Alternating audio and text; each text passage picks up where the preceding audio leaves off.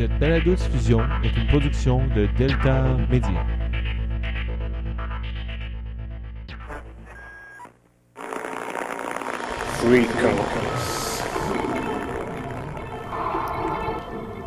Alors, bienvenue sur Fréquence, l'émission où les morts vous parlent. Et aujourd'hui, on vous parle de Ouija.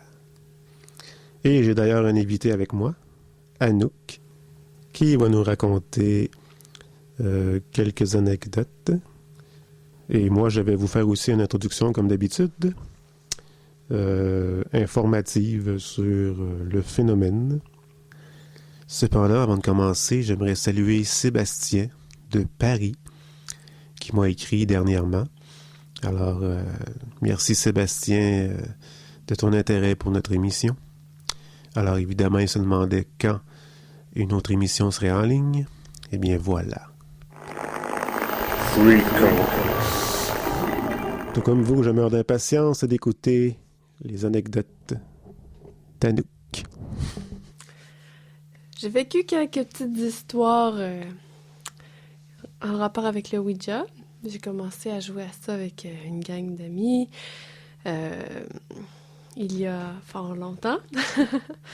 Et disons que dans ma mémoire, de ce que je me souviens, il y a deux incidents qui me sont restés.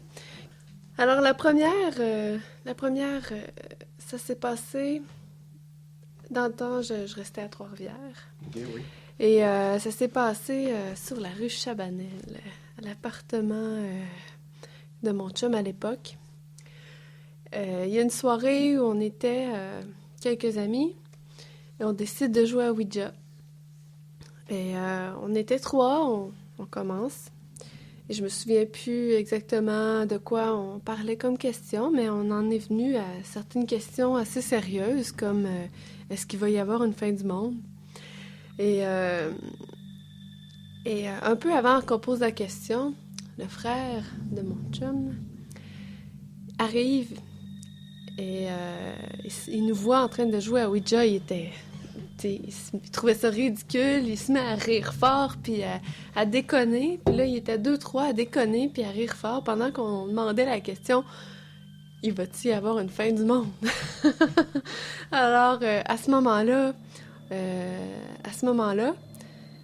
pendant que tout le monde riait, pendant qu'il y en avait qui riaient fort, le jeu s'est mis à... En fait, la petite planche s'est mise à tourner, mais super rapidement. On avait de la difficulté à la suivre tellement que ça virait vite, là, puis de plus en plus vite. Est-ce qu'il y avait des mains sur la planchette? Oui, il y avait des mains, mais je te dirais que on courait plus après la planchette que la planchette était poussée par nous. En tout cas, j'avais l'impression qu'on n'arrivait pas à la suivre, puis c'était à peu près le même effet spontané pour tout le monde, hein. Fait que c'est ça nous a vraiment énervés, là, puis on dirait que c'était proportionnel à l'état d'esprit des gens qui riaient de Ouija, qui s'énervaient, en tout cas. Plus il y avait du bruit, plus ça tournait vite. Et là, on a été un petit peu effrayés, puis on a dit « Va-t'en! » Et puis, c'est ça. Il s'est en allé sur... je me souviens plus. Goodbye. Ah, c'est ça, OK. C'est beau. On a une bonne référence, on a la planchette de Ouija sur la table. Alors, il s'en en allé sur Goodbye, disons, et ça s'est terminé là. Ben, une autre histoire aussi qui s'est produite peut-être 1 an plus tard. On avait déménagé dans une maison toute en bois, pièce sur pièce. Une super belle maison.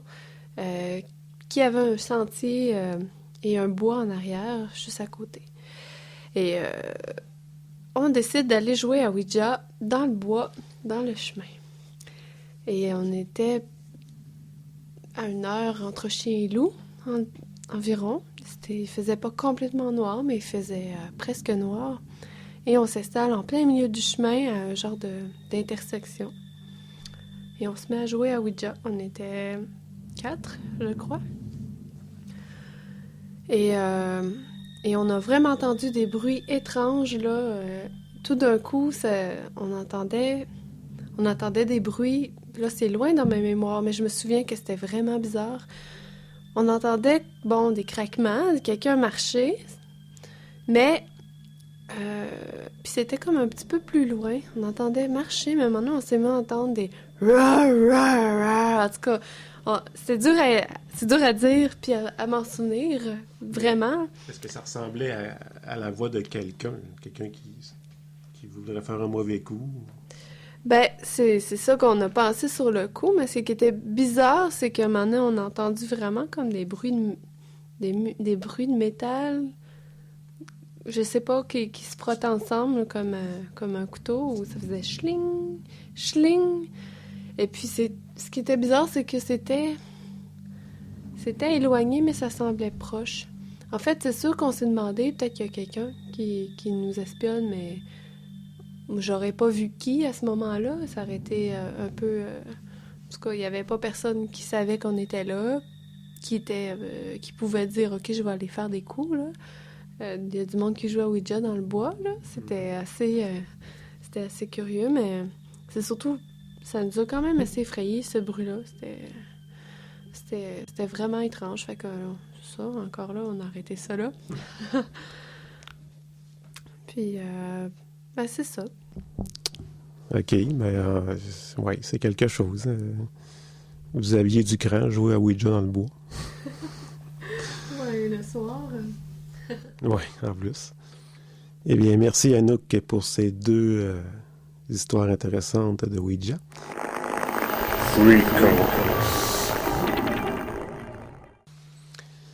Alors, mon histoire à moi, c'est passé en 1991 à Thetford Mines. C'était mon premier appart. Et puis, ce soir-là, on était 4 amis, 3 gars, une fille. C'est la fille qui avait amené le jeu Ouija. On était, en tout cas les gars, on était assez sceptiques. Moi, je suis ouvert à ce genre de phénomène-là, mais en même temps, je sais que ça peut être facile de tricher avec ça. Donc, on voulait l'essayer. Puis là, en tout cas, s'il y en a qui savent un peu plus les règlements, vous m'écrirez, là, parce que il paraît qu'il fallait toujours que ce soit la fille en question, avec un de nous trois, là, les 3 autres gars. Fait que j'ai commencé avec elle. Fait qu'au début, on lui a demandé c'est quoi ton nom? Puis là, il a commencé à niaiser. Ou ben non, elle a commencé à niaiser. Parce que ça écrivait Kawa-wo-wo. Puis il n'arrêtait pas. W-O, W-O, W-O. Bon, là, on a annulé la séance, puis on a updaté. On a recommencé.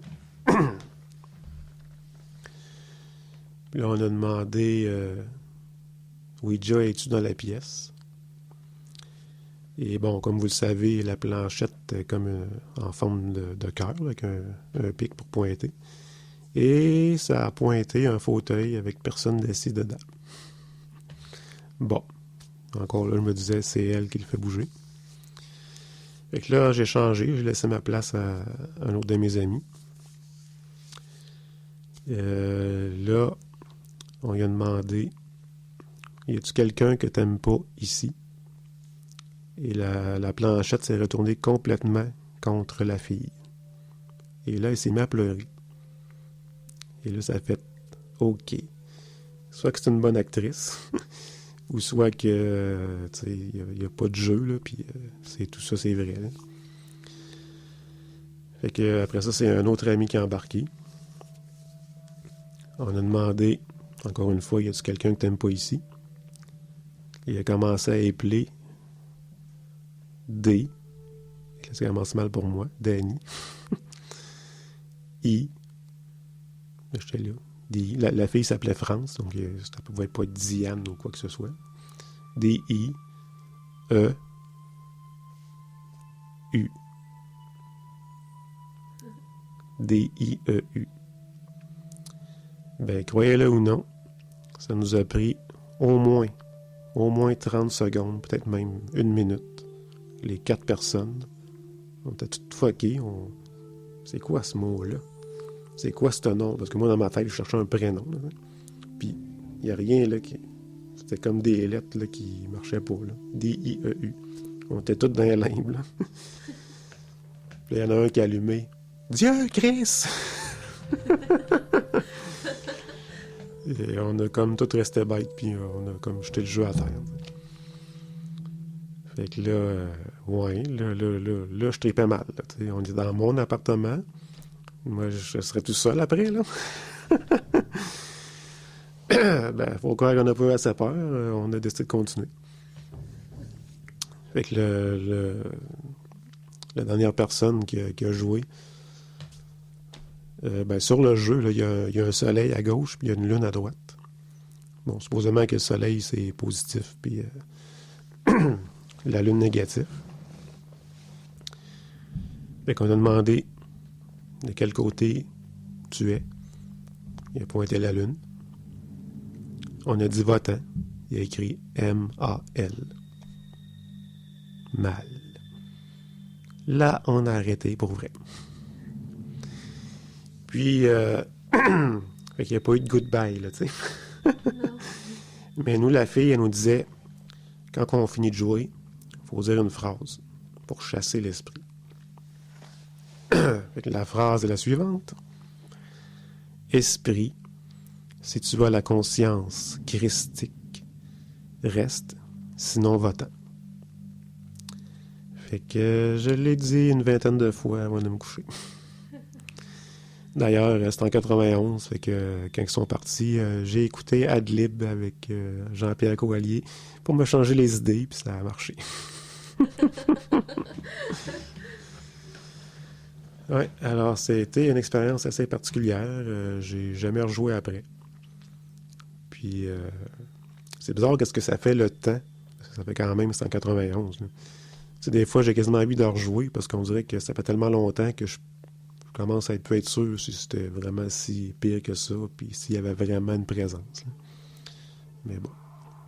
Saviez-vous que Ouija est l'amalgame du français oui et son équivalent en allemand ja? Donc, oui, ja, qui veut dire finalement oui dans les deux langues. Je vais vous lire un article tiré d'un livre sur les esprits de la collection Time Life qui nous parle un peu de l'historique du jeu.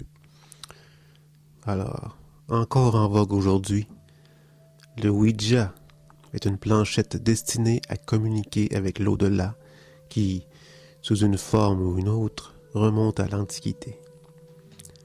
L'un de ses premiers ancêtres fut la table mystique, un tableau muni de roulettes qu'employa au XIe siècle avant Jésus-Christ le mathématicien grec Pythagore.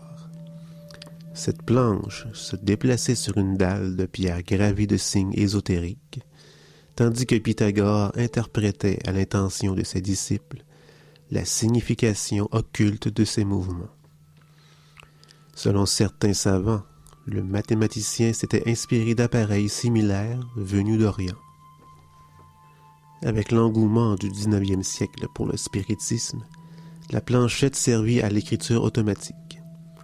Elle consistait en un crayon et une paire de roulettes montées sur une gaufrette de bois en forme de cœur.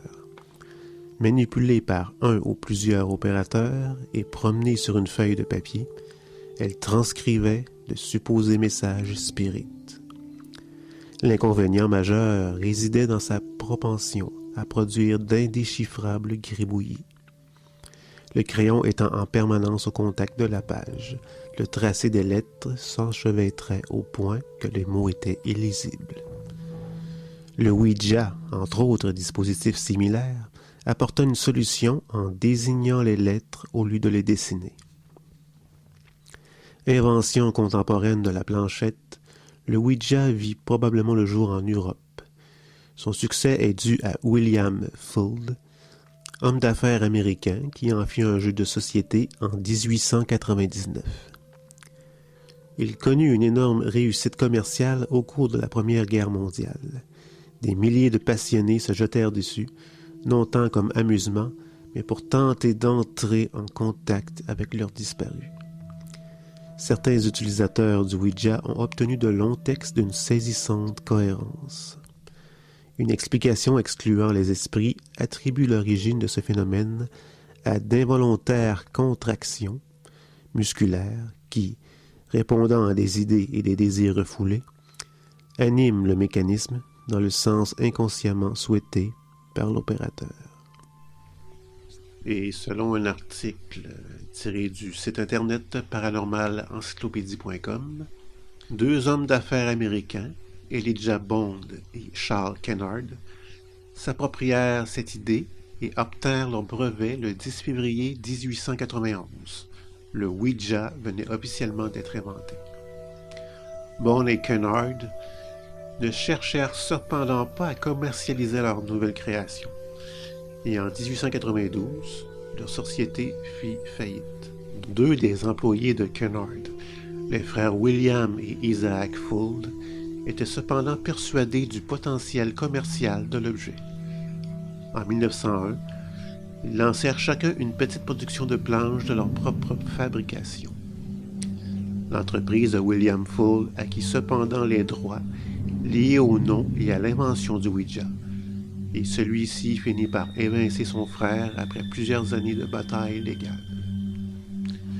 William Fuld mourut en 1927 et ses descendants continuèrent à produire des Ouija.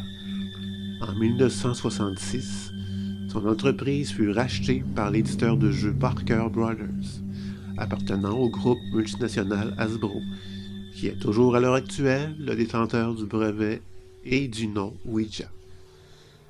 Alors, merci, chers fidèles, d'avoir été à l'écoute. Et je vous invite bien sûr à m'écrire sur l'adresse fréquence@deltar.net pour tout commentaire ou anecdote que vous voudriez me transmettre. Alors, à la prochaine, si les entités de l'univers le souhaitent.